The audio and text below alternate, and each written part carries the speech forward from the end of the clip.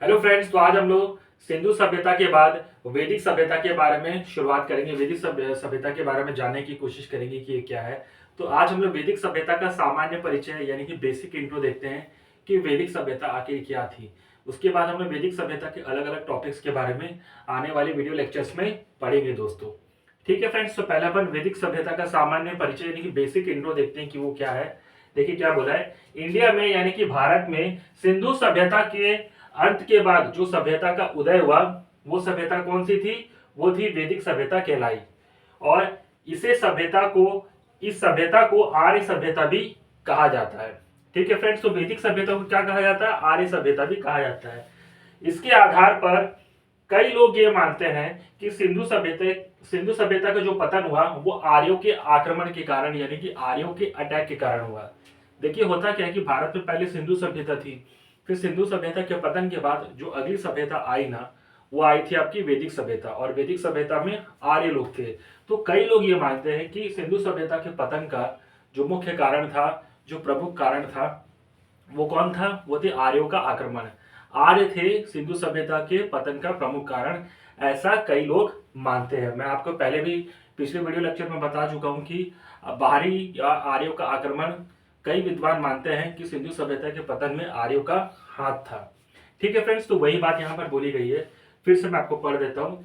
India में यानी भारत में सिंधु सभ्यता के अंत के बाद जो सभ्यता का उदय हुआ वो थी वैदिक सभ्यता, और ये सभ्यता आर्य सभ्यता भी कहलाई। और कई लोग मानते हैं कि सिंधु सभ्यता के पतन का प्रमुख कारण आर्यों का आक्रमण था। ठीक है, तो सिंधु सभ्यता के पतन के बाद अगली सभ्यता कौन सी आई? वैदिक सभ्यता। इस वैदिक सभ्यता को क्या कहा जाता है दोस्तों? आर्य सभ्यता भी कहा जाता है। और इसी आधार पर कई लोग मानते हैं कि सिंधु सभ्यता के पतन में आर्यों का प्रमुख हाथ था, यानी आर्यों का आक्रमण सिंधु सभ्यता के पतन का कारण बना। क्योंकि वैदिक सभ्यता के तुरंत बाद कौन सी सभ्यता आई? सिंधु सभ्यता के पतन के तुरंत बाद कौन सी सभ्यता आई? आर्यों की सभ्यता यानी कि वैदिक सभ्यता आई। ठीक है फ्रेंड्स, तो ये जो है वैदिक सभ्यता का सामान्य परिचय है, बेसिक इंट्रो है। फिलहाल आप इतना नोट करेंगे, इसके बाद मैं आपको आगे बताऊंगा। फ्रेंड्स आगे देखते, देखिए क्या बोला है। वैदिक सभ्यता में ही वेदों की रचना हुई, और वेद शब्द संस्कृत भाषा के शब्द विद से लिया गया है। ठीक है फ्रेंड्स, आगे देखिए क्या होता है, जिसका मीनिंग है ज्ञान। देखिए क्या बोला है, वैदिक सभ्यता में ही वेदों की रचना हुई। अगर आपको पूछेगा कि वेदों की रचना कौन सी सभ्यता में हुई, तो वो सिंधु घाटी सभ्यता में नहीं हुई, वो हुआ आपके वैदिक कल्चर यानी कि वैदिक सभ्यता में। हमारे जो वेद है, ऋग्वेद, यजुर्वेद, सामवेद, जितने भी आप वेद सुने हैं, वैदिक सभ्यता में ही वेदों की रचना हुई।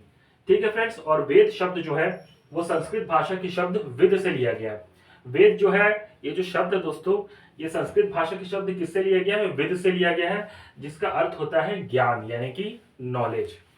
ठीक है फ्रेंड्स, तो अगर आपको पूछेगा कि वेदों की रचना कौन से सभ्यता में हुई, तो आप क्या बोलोगे? कौन से काल में हुई? तो बोलोगे वैदिक काल में, यानी कि वैदिक सभ्यता में ही वेदों की रचना हुई। और वेद शब्द संस्कृत भाषा के शब्द विद से आया है, जिसका अर्थ होता है ज्ञान। ठीक है फ्रेंड्स, तो इतना नोट करें आप लोग। आगे देखते हैं फ्रेंड्स, देखिए क्या बोला है। वैदिक कल्चर में आर्य शब्द का अर्थ होता है श्रेष्ठ, उच्चतम, यानी कि हाई फाई या टॉप क्लास। अगर आपको पूछेगा कि वैदिक सभ्यता में कल्चर में आर्य का अर्थ क्या होता है, तो आर्य का अर्थ होता है दोस्तों एलिट क्लास, यानी बड़े लोग, ऊंचे लोग। हाई फाई जो होता है ना, उसको आप समझ सकते हो, श्रेष्ठ, उच्चतम, हाई फाई या टॉप क्लास के लोग। टॉप क्लास के लोगों के लिए आर्य शब्द का प्रयोग होता था। ठीक है फ्रेंड्स, देखिए क्या बोला है। सबसे पहले मैक्स मूलर ने साल 1853 में आर्य शब्द का प्रयोग श्रेष्ठ जाति के लिए यानी कि टॉप क्लास के लिए किया। ये बात बोली गई है, फिर से पढ़ देता हूं। सबसे पहले मैक्स मूलर ने साल 1853 में आर्य शब्द का प्रयोग श्रेष्ठ जाति के लिए किया। तो अगर आपको पूछेगा कि आर्य शब्द का प्रयोग श्रेष्ठ जाति के रेफरेंस के लिए, टॉप क्लास के रेफरेंस में, हाई फाई वाले लोगों के रेफरेंस में किसने किया, तो आप क्या बोलोगे? आप बोलोगे मैक्स मूलर ने किया। कब किया? 1853 में। ठीक है फ्रेंड्स, एक बार फिर से मैं आपको बता देता हूं। वैदिक कल्चर में आर्य शब्द का क्या अर्थ होता है? श्रेष्ठ, उच्चतम, हाई फाई या टॉप क्लास, यानी जो टॉप क्लास, एट क्लास होता है ना, उनके लिए आर्य शब्द का यूज होता था। किसमें? वैदिक कल्चर में। और सबसे पहले मैक्स मूलर ने ही साल 1853 में आर्य शब्द का प्रयोग श्रेष्ठ जाति के लिए किया। ठीक है फ्रेंड्स, तो इतना नोट कर लीजिए आप लोग। आगे देखते हैं, देखिए दोस्तों क्या बोला है। कि आर्यों की भाषा जो थी वो थी संस्कृत, और अध्ययन के आधार पर वैदिक सभ्यता को दो भागों में बांटा गया था। ठीक है फ्रेंड्स, पहला था आपका ऋग्वेदिक काल, जिसका टाइम पीरियड था 1500 से 1000 बीसी। या 1000 बीसी मतलब बीसी का अर्थ होता है बिफोर क्राइस्ट, क्राइस्ट का अर्थ होता है जीसस क्राइस्ट नहीं, ईसा मसीह जी के जन्म से पहले। ईसा मसीह जी के जन्म से 1500 से 1000 साल पहले के बीच में कौन सी सभ्यता थी? ऋग्वेदिक पीरियड था। ठीक है फ्रेंड्स, और उसके बाद है उत्तर वैदिक काल यानी कि पोस्ट ऋग्वेदिक पीरियड। इसका टाइम पीरियड है 1000 से 600 बीसी, यानी ईसा मसीह के जन्म से 1000 से 600 साल के बीच में कौन सा टाइम पीरियड था? उत्तर वैदिक काल। ठीक है फ्रेंड्स, तो फिर से एक बार मैं आपको रिवाइज करा देता हूँ। आर्यों की भाषा क्या थी? संस्कृत थी। अगर आपको पूछेगा कि आर्यों की लैंग्वेज क्या थी, किस भाषा में वो लोग कम्युनिकेट करते थे, तो आप क्या बोलोगे? संस्कृत भाषा में। ठीक है, आज हम लोग हिंदी भाषा में बात करते हैं, लेकिन आज से हजारों साल पहले जब वैदिक सभ्यता थी तो लोग किस भाषा में बात करते थे? संस्कृत में, याद रखेंगे। उसके बाद स्टडी के आधार पर वैदिक सभ्यता को बेसिकली दो भागों में बांटा गया।